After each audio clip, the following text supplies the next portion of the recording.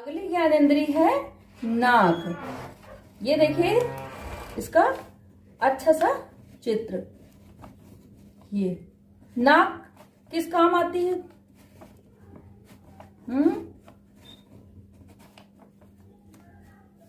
सूंघने के। हाँ, बहुत धीरे धीरे बोले। नाक सूंघते, हम लोग नाक की सहायता से ही सूंघते हैं, मतलब खुशबू या बदबू का ज्ञान हमें नाक से होता है।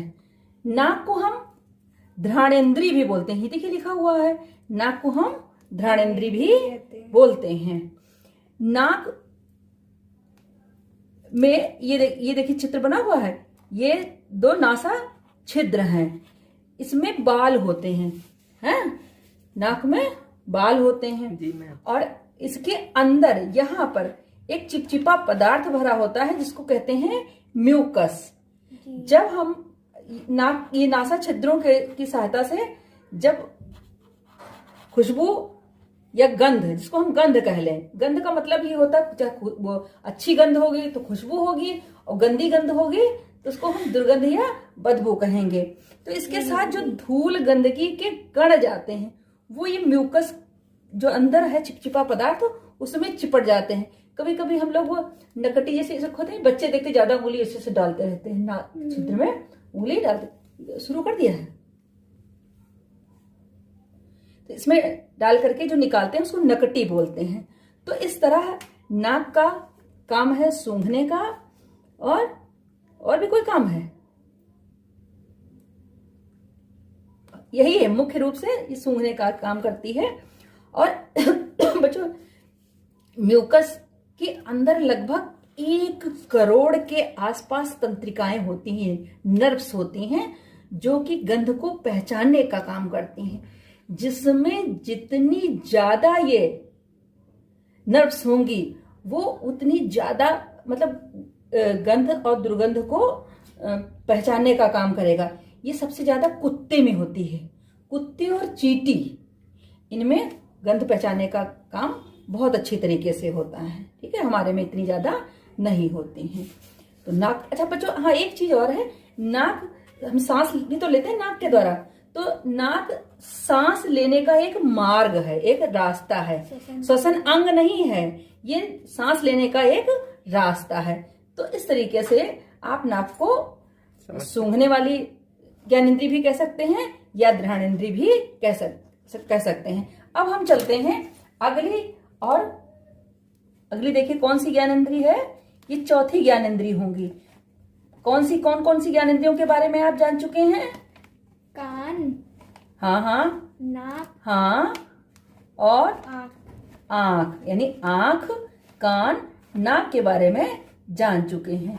अब ये जो आ रही है चौथी ज्ञानेंद्रिय है, ये क्या है? देखो दिखाई दे रही है, हैं? जीभ। जीभ को इंग्लिश में क्या कहते हैं? टोंग कहते हैं। क्या कहते हैं? टोंग कहते हैं। जीभ का काम क्या होता है? क्या काम होता है जीभ का? तो आज खाना बहुत बढ़िया बना हुआ है, तो किस तरीके से खाना बहुत बढ़िया बना हुआ है। देखिए ऐसी जीभ दिखती है ना हम लोगों की, ऐसी जीभ दिखती है। जीभ का मुख्य काम होता है स्वाद को पहचानना। अब कहां पर कौन सा स्वाद हमको पता चलता है? यहां पर देखिए, ये देखो लाल लाल हिस्सा दिख रहा है, ये यहां पर जो जीभ का जो ये अगला वाला भाग है, ये मीठा, देखो बच्चों, ये मीठे का ज्ञान कराता है। यदि भोजन मीठा है तो मीठा यहां पर हमको महसूस होता है।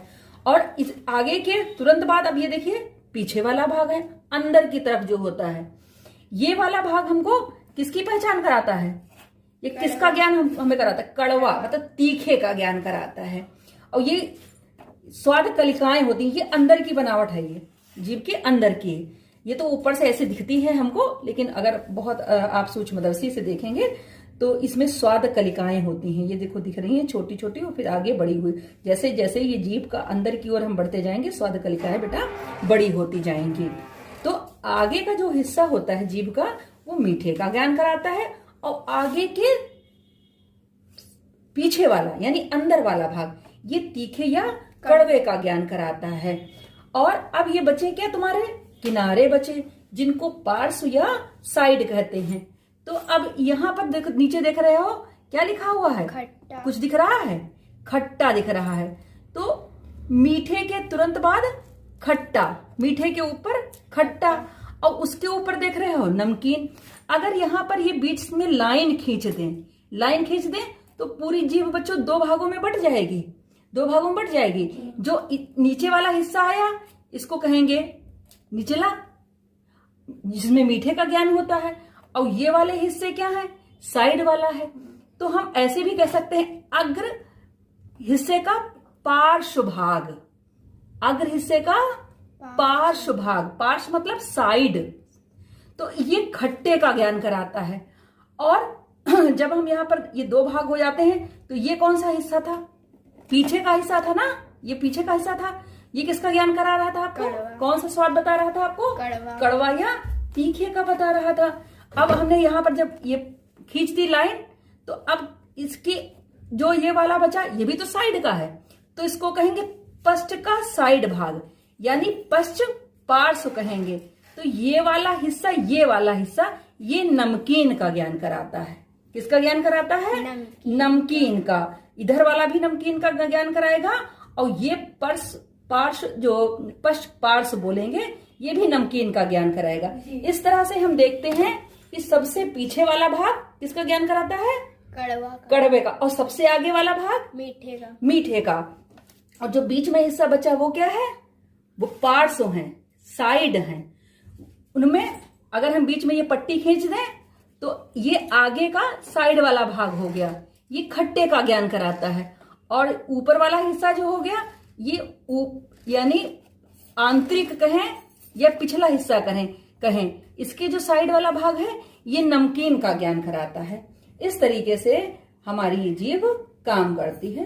तो जीभ भी एक ज्ञानेंद्रिय है या संवेदी अंग है, या फिर हम संवेदनाग्राही अंग भी कह सकते हैं।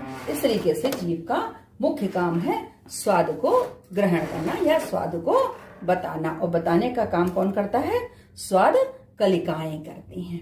ठीक है। जानवरों में ये स्वाद कलिकाएं बड़ी बड़ी होती हैं। अच्छा, हम लोगों की जीभ देखो, हम लोग ऐसे निकालते हैं, कहते हैं ना आ, तो हमारी जीभ आगे से खुली होती है और पीछे जुड़ी होती है। जी, पीछे जुड़ी होती है। और मेढक होता है, उसकी कभी जीभ देखी है?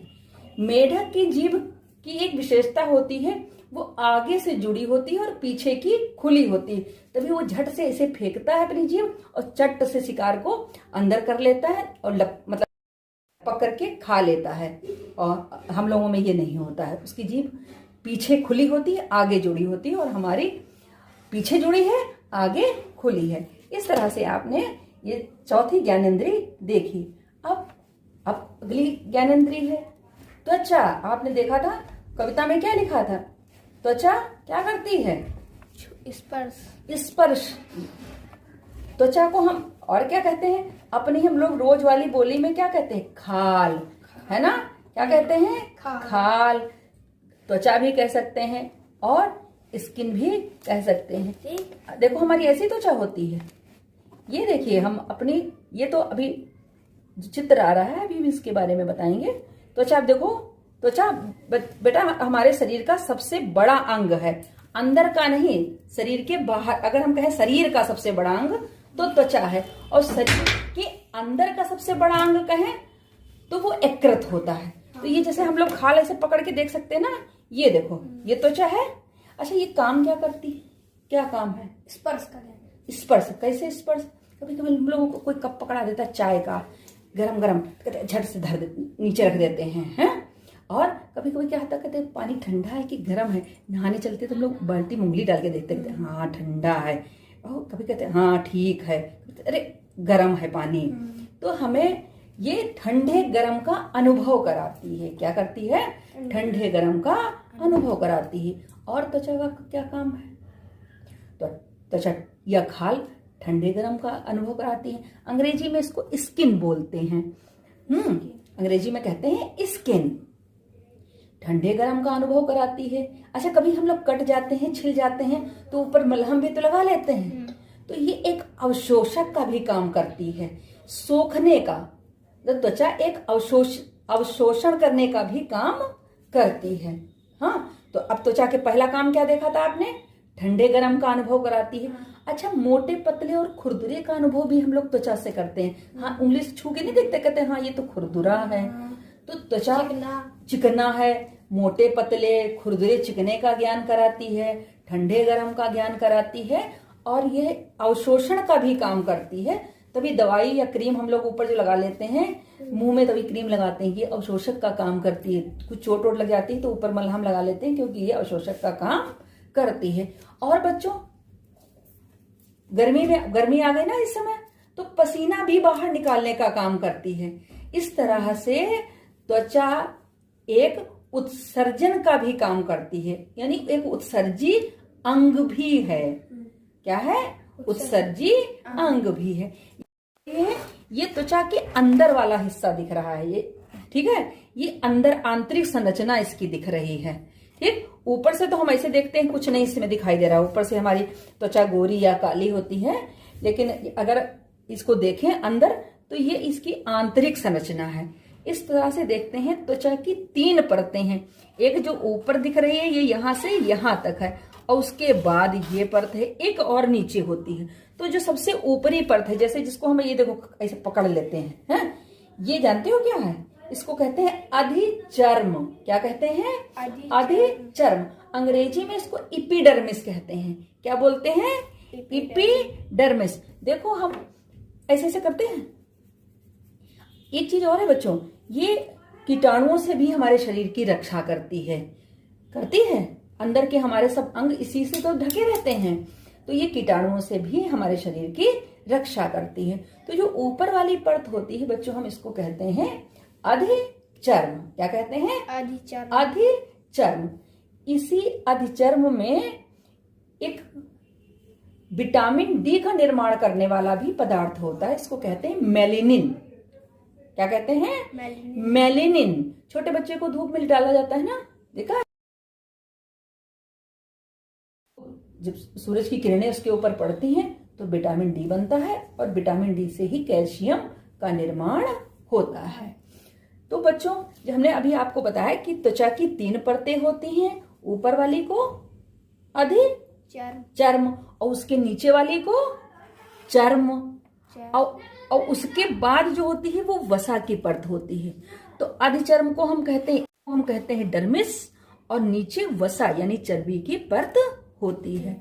तो जो अधिचर्म होता है इसमें रक्त की केशिकाएं नहीं होती, नहीं होता है। ऐसे तरीके से जो खुजलाएं या जरा खून नहीं निकलता है, इसमें रक्त वाली केशिकाएं नहीं होती हैं। लेकिन जो ये वाला हिस्सा है, यानी जो चर्म वाला हिस्सा है, इसी में से बाल भी निकलते हैं, इसी में से रोएं भी निकलते हैं, और इसी में इसके अंदर रक्त की कोशिकाएं भी होती हैं। रक्त केशिकाएं चर्म वाले भाग में होती हैं, बाल भी इसी के अंदर होते हैं। तभी हम ऐसे बाल उखाड़ते हैं तो हमको दर्द होता है, क्योंकि ये अधिचर्म के नीचे होता है। और बच्चों, इसके सबसे नीचे जो है ये वसा की परत होती है। वसा यानी चर्बी की परत होती है, जिससे हमारी त्वचा देखो कैसी दिखती है, कुछ की चिकनी चिकनी दिखती है, बढ़िया ऐसी चमकती रहती है। तो जो सबसे नीचे वसा की परत होती है इसी के कारण चमकती है। तो अब इस तरीके से, अच्छा बच्चों एक चीज और बताएं, जो कहते हैं ना चमड़े के पर्स वर्स बनते हैं, बहुत सी चीजें बनती हैं, वो ये अधिचर्म की नहीं बनती हैं, ये चर्म से बनती है, ठीक है। यानी जो डर्मिस वाला भाग होता है उससे ही बनाए जाते हैं। इस प्रकार से हमने आज क्या सीखा? ज्ञानेंद्रियों के बारे में सीखा। कौन कौन सी ज्ञानेंद्रियों के बारे में सीखा? आँख, बिल्कुल। जीभ, त्वचा, नाक। तो 5 हमारे शरीर में अब जान गए 5 ज्ञानेंद्रियां होती हैं, जिनसे हमें बाहरी वातावरण में जो कुछ भी हो रहा है उसका अनुभव होता है।